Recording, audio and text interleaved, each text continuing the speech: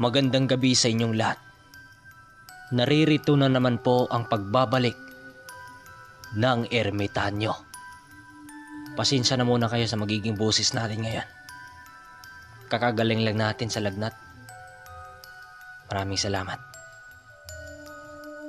Kasagsaga na sa paglalakbay ang pangkat nila Inar papunta sa kabilang baryo. Pagkarating nila sa nasabing sabungan, gaya ng dati, napakaraming tao ang dumalo doon. Hindi lang sakop ng Dumaguete ang mga ilang tao doon. Bagkus nang galing pa yon ng Tanhay, maging ang taga-Bais. Sila Inar naman, nanatiling nakamasid lang ito sa paligid dahil talagang dutdutan ang mga tao doon. Habang sila'y nagpapahinga sa ilalim ng puno ng santol, nasipat sila ng mga ibang sabungerong naglalakad. Dahan-dahan silang nilapitan ng mga ito habang nag-usap-usap. Siguro may mga dagon yon, buddy. Di ba? Kitang-kita naman natin kung paano bugbugin ang manok natin yung sa kanila. Pero nakakapagtakang sa atin pa ang nangisay. Isipin mo 3 manok natin ni isa walang nakalusot. Kung mamalasin ka nga naman. Wika ng mga ito habang lumalapit sa kanila. Sila Inar naman, nakinig lang naman sila sa mga pinag-uusapan dito. Subalit humarap ang isa dito kila Inar at nagwiwika ng, "Oy, mga Ginoo, kakarating nyo lang ba?" Medyo lang mga buddy. Nagpapahinga na muna kami dito dahil sobrang init eh." Wika naman dito nila Masoy. Sa pag-usap-usap nila sa mga lalaking yon, doon nila nalaman. Sa pag-usap-usap nila sa mga lalaking yon, doon nila nalalaman na taga-bundok pala yon. Dumayo yon sa bayan para makipwesta at nagsasabong din. Nagwiwika pa ang isa sa mga ito ng, "Hindi namin nakalaing magagaling pala sa bakbakan ng mga manok dito. Talo kami ng 3 beses. Walang panama ang manok natin dito sa bundok, Noy." Wika pa ng mga ito. Sinagot naman nila Inar ang mga lalaking yun ng, mga buddy, lugi talaga ang mga manok natin sa resistensya kumpara sa mga Texas. Magagaling sa dikdikan ang mga yan." Nang marinig yun ng kalalakihan, napatitig lang naman ito sa kanila habang sumasagot ng, "Ibig mong sabihin may ibang lahi ang mga manok na yan?" Wika nito. Tumango lang naman itong si Inar. Bilang totoo nga ang mga sinasabi nila. Maya-maya pa, nagsimula nang lumapit ang pangkat nila Inar sa mga taong nagkumpulan doon sa sabungan. Kaagad silang nakahanap ng makakatapat sa manok ni Masoy dahil marami ang kasing laki nun doon sa sabungan. Hindi kalaunan, natapos na ding magakuran ng tari ang manok ni Masoy. Habang nasa ruwida ang dalawang kaibigan ni Inar, siya naman, pinili na lang niyang doon sa labas dahil hirap din siyang makasilip sa ruwida. Itong mga panahon na ito, uso pa ang maiikli ng mga bulang na ginagamit sa tari. Kung kaya't aabutin pa talaga na hingalin ang mga manok bago makita ang panalo. Unang sagupaan sa manok ni Masoy sa kalaban, pareho naman yung nakaiwas. Pero sa pang-apat na sagupaan, doon nakita ni Inar na halos pareho ang kalagayan ng dalawang manok. Kung kaya't sa tukaan na lang ang pag-asa para mananalo. Kitang-kita sa pagmumukha ni Masoy ang labis na kaba dito. Bigla na lang itong napapadyak sa lupa nang makatuka ng panghuling bisis ang kanyang manok. Nanalo nga itong si Masoy. Subalit grabe ang tama sa manok nito. Paglabas ng dalawa niyang kaibigan, dali-dali nilang tinanggal ang balahibo sa manok ni Masoy sa malapit sa mga sugat nitong tama. Mabutit may mga dala silang pantahi sa mga sugat ng manok dahil kitang-kita nilang nakalabas ang bituka sa manok habang tinatahi ang sugat ng manok dahil hindi nila akalaing mananalo ang kanilang pambato sa kabila ng magagandang lahi ang nakakatapat nila. Makalipas lang ang kalahating oras, tapos na sila Inar sa pagtatahi sa sugat ng manok. Animoy doktor itong si Inar sa mga manok na sugatan dahil sa kanyang kakayahan. Nar, itong sa akin na muna kaya ang ilalaban natin bago yung sayo. Excited na kasi ako sa manok na to eh. Bigay pa to ni Lulo. Ano? Ano Nar? Papayag ka ba? Wika naman ni Butoy. Sige, walang problema pre. Basta't pipiliin mo lang din yung kasing laki ng manok mo. Baka naman iiyak ka sa huli. Sabi naman ni Inar dito bago umalis si Butoy. Maya-maya pa, pagbalik nitong si Butoy kila Inar, may kasama na yung tatlong mama na may hawak na manok. Mapaghalataan mong may mga kaya ito sa buhay dahil nakapurma ang kasuutan nito. Nang mapag-usapan nila ang pusta, hindi kalaunan, napagsunduan din ang dalawang panig. Patawa-tawa pa ang mga lalaking nakatapat ni Butoy na para bang kampante yun sa makakaharap nito. Nang nando na si Butoy sa gitna ng ruweda, sinamahan naman yun ni Masoy para naman maalalayan yun. Tandang-tanda pa noon ni Inar ang balahibo ng manok ni Butoy na kulay abuhin. Sa kalaban naman, balahibong bulik naman.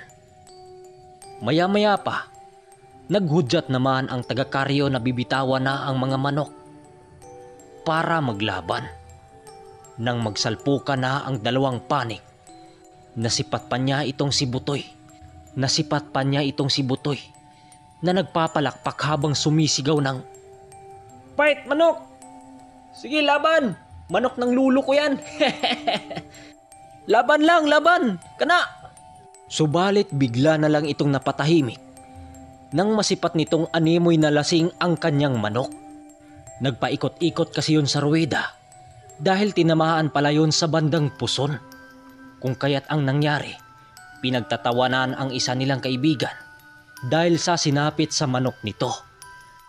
Nakisyo na una ang tuwa at huli ang iyak. Kaagad naman nilapitan yun ni Inar dahil meron yung nakasagutan sa loob ng ruweda. "Oy pre, tama na yan. Tanggapin mo na lang na talo tayo." Wika dito ni Inar habang lumalapit. "Loko kasi tong taga-karyo na to eh. Hindi ka agad binuhat yung manok, alam naman niyang naghihingalo yung sa akin." Banat pa nito. Sumugod pa sana yon sa taong nakaalitan nito, subalit nagawa naman nila itong napigilan.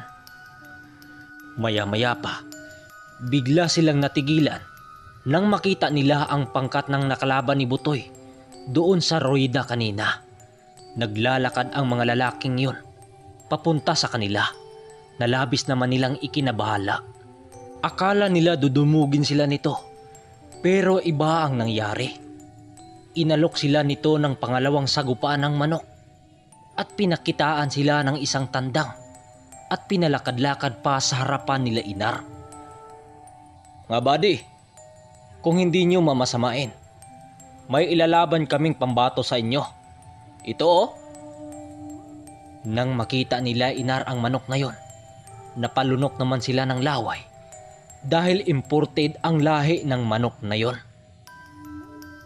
Manong, parehang Bisayang manok lang din ang hanap namin dito. Pero yung sayo, malayong malayo yung sa amin. Pwede bang iba na lang ang yayain mo?" Wika naman ni Inar dito. Siniko-siko pa siya ni Butoy. Nakasahan raw niya yon. Subalit hindi niya yon pinansin dahil nakatingin sa kanila ang mga lalaking yon. Nang hindi pumayag itong si Inar sa alok ng lalaki, nagbungat yon ng partida. "Oh, sige. Dalawa ang bulang na ikakabit sa manok mo. Siguro naman patas na yon." Wika naman ng lalaki. Nang marinig yun nila Inar, pumayag naman sila dahil may partida na. Kung iisipin, magamat maliit ang manok nila Inar, pero dalawa naman ang tari nito. Kaagad nila yung tinanggap. Nang mapagsunduan na ng dalawa ang partida, kaagad namang tumalikod ang pangkat ng lalaki dahil magsisimula na ang pagkabit ng cockknife. Nang matapos na sila sa pagkabit ng tari, kaagad na silang pumasok sa ruweda. Palingalinga pa sila sa labas dahil sila ang nauna doon sa loob. Maya-maya pa, nasipat nila ang makakatapat nila na papasok na yon sa ruwida. Bale ang ruwida pala, isa yung basketball court na hindi nakasiminto. Doon napiling pagsabungan dahil nasa ilalim yun ng malaking puno ng star apple. Pansin na pansin nila noon na tanging taga-bundok lang ang nakapusta sa kanila Inar. Sa kabilang parte naman, halos taga-bayan yun. Nakaanib yun sa kalaban dahil kilala yun doon. Habang nagpakalaskas ng manok ang dalawang grupo, nasipat nila Inar ang kalaban na may dinudukot ang lalaki sa bulsa nito na sa palagay niya ay isa yung abo na kulay itim. Iniladlad yun ng matanda sa parting pagsangkaan ng manok. Nang masipat yun nila Inar, kinabahan naman siya dahil sa isip-isip niya, maaaring pangkontra yun sa kanyang tangang mutya. Nar, ako na lang kaya ang magbibitaw. Parang namumutla kaya tay. Wika pa ni Masoy sa kanyang likuran. Di, kaya ko na to pre. Sagot naman niya dito. Maya-maya pa, umatras na ng bahagya itong si Inar para ilapag na ang manok sa lupa. Bahagya niyang hinawakan ang nakatago niyang mutya sa ilalim ng kanyang damit. Akala ng mga tao doon, bibitsugin ang manok ni Inar. Subalit biglang napalitan ng hiyawan at sigawan doon sa paligid ng sabungan. Nang masipat nilang dalawang paangat lang na palo ay tumba kaagad ang kalaban. Maging ang taga-karyo, napahanga yun sa manok ni Inar. Hindi kasi nila aakalaing magbitaw yun ng ganong atake. 5 segundo lang ang itinagal ng laban. Tapos kaagad. Si Butoy ang nasa labas ng ruwida. Nagpupumilit yung pumasok yon sa loob para makisawsaw. Animoy batang nabuli yon na nakahanap ng malakas na kakampi. Malakas naman pala yung mga manok nyo, tas humihingi pa kayo ng partida. Wika ng nakalaban nilang may katandaan na at lumabas na rin ang ruwida. Sila Inar naman, pinili na nilang lumabas sa ruwida dahil medyo nadismaya sila sa nakalaban nila. Di naman sila ang nagbungat ng partida, pero nung natalo yon, animoy nanumbat pa yon sa kanila. Habang masayang-masaya silang tatlong nag-uusap, napawika naman ito si Butoy ng, Nar, ibang-iba ka na ngayon ah. Kumpara sa dati, saksakan ka ng malas at kalungkutan. Pero ngayon, biglang nag-iba yata. Parang may nakatagong swerte sa mga kamay mo. Patingin nga ng mga kuko mo, kunan natin ang kaliskis. Wika naman dito ni Butoy. Hoy baliw, tumigil ka nga dyan. Pag itong si Inar ang mapikon sa'yo, di talaga kita tutulungan. Sabat pa ni Masoy dito. Itong si Inar naman, pangisingisi pa yon habang nakatingin sa tindira ng mga suman. Hoy, sinong tinititigan mo dyan? Kaltok pa ni Masoy kay Inar. Nang mahuli niya yung nakatitig sa tindira ng mga suman, sumagot naman si Inar dito ng, hindi pre, yung babae kasi na nasa tindahan, kumakaway-kaway sa atin eh. Kilala ba kayo niyan? Wika dito ni Inar. Sumagot naman dito si Masoy ng, aba, hindi ah, baka ikaw yata. Trip ka ng babaeng yan ano? Puntahan ko, papalapitin ko sa'yo. Nang marinig yun ni Inar, bigla naman niyang binatukan si Masoy sa ulo nito. Tumigil ka nga dyan. Baka mamaya pa may asawa pa yan. Mayayari pa tayo. Wika naman dito ni Inar. Habang tumatagay ang tatlo sa puno ng santol, masaya naman silang nag-uusap doon.